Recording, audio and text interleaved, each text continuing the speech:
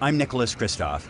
I recently traveled to Myanmar, a Southeast Asian country moving from dictatorship to democracy. But something tragic is unfolding here as the world stands by. Hundreds of thousands of people confined to modern-day concentration camps, and inside, a daily struggle between life and death. We have a woman who is in labor with a breech delivery. One foot has emerged. People like Munura Begum are locked up here because of their ethnicity. They live behind fences and police checkpoints. They can't leave, and doctors aren't allowed in, even to save their lives. Munura has been in labor for 20 hours. Her life is at risk. So is the baby's. Is she going to die? Can you explain to them that we're journalists from the United States? We're trying to understand the situation with the Rohingya? These are the Rohingya people, a small Muslim minority originally from Bangladesh. For generations, they lived beside their Buddhist neighbors with manageable tensions. But all of that changed. Now they're nowhere to be found in the main city, just outside of the camps.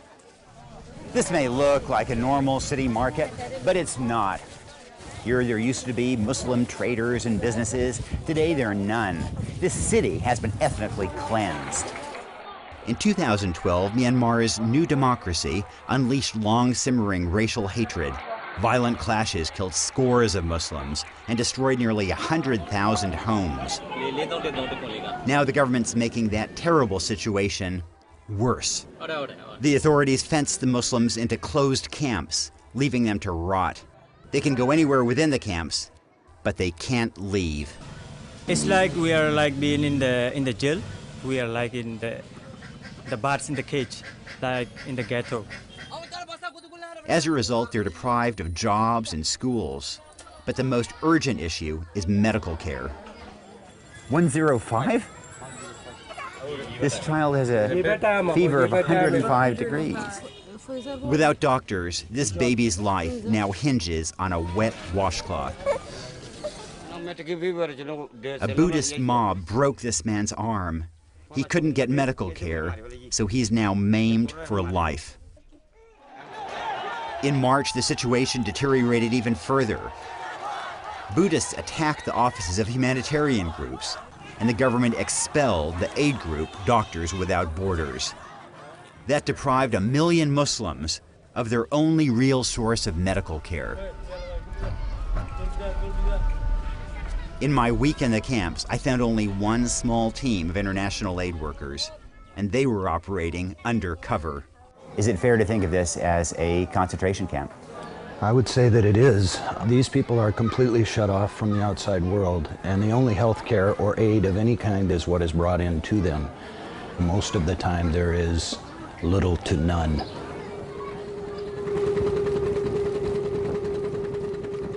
Thousands of Rohingya Muslims have risked their lives fleeing by boat to neighboring Thailand.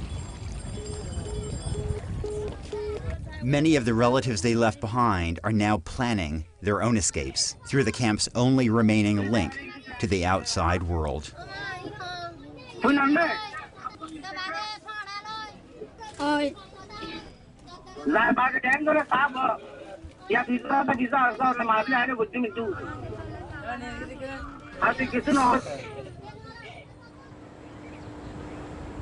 But the problems here go so far beyond the camps. I also visited rural Muslim villages where much of the violence took place. Like the camps, they're sealed off and guarded by Buddhist police who claim they're just keeping the peace. These Muslims are so isolated that when we arrived, a farmer handed us a letter written in broken English. People and Rohingya people are problem. It was a desperate plea for help. What is the biggest difficulty of people here in this village? And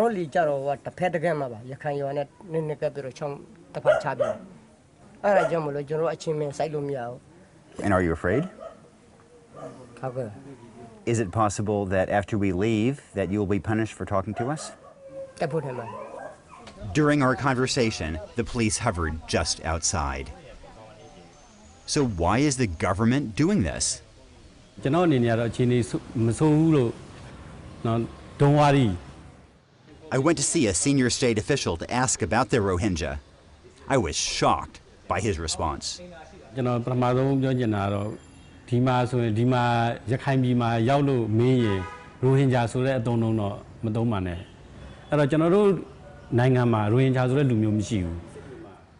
How can there be progress for the Rohingya when officials deny their very existence?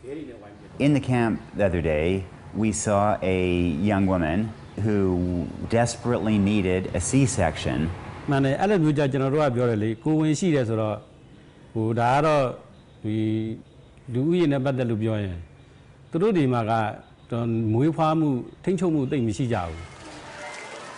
This hatred is fueled by the most unlikely leaders, Buddhist monks, like the enormously popular Waratu, who spreads hatred on Facebook.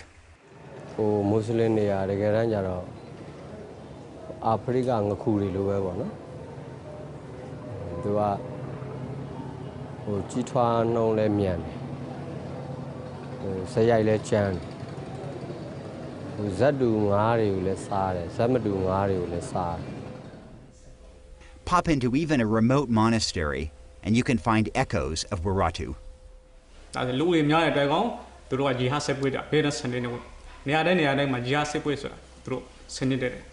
Just a mile or two from here, there were about 60 people, including a number of very young children who were hacked to death. Do you have a responsibility as a religious leader to try to prevent this from happening again?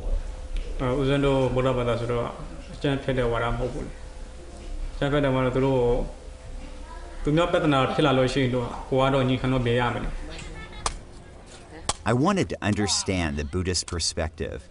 Ordinary Buddhists, like these guys, they see the Rohingya as violent, illegal immigrants who will take over. And democracy arguably makes the situation worse, as politicians compete for voters like these on nationalistic grounds.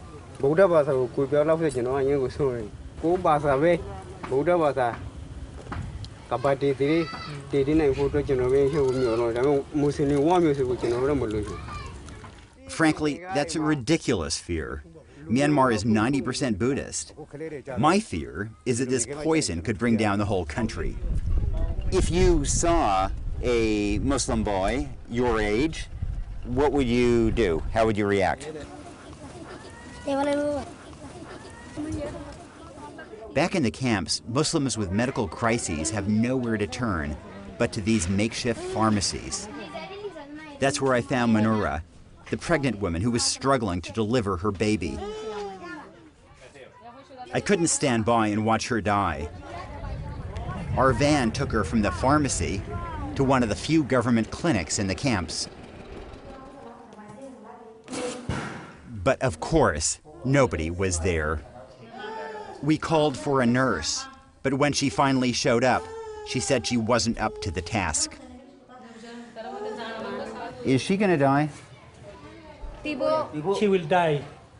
It seems to me that what is killing her is not just the breech birth, but it is also the government policy of not allowing more doctors here.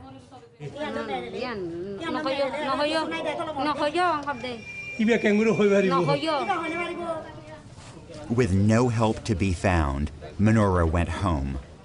Miraculously, she survived. Her baby girl did not. There are two Nobel Peace Prize winners who I wish could have been with me in these camps. First, there's the great democracy fighter Aung San Suu Kyi. She's been quiet on this issue. She wants to be president, so it would be politically risky to speak up for the reviled Rohingya.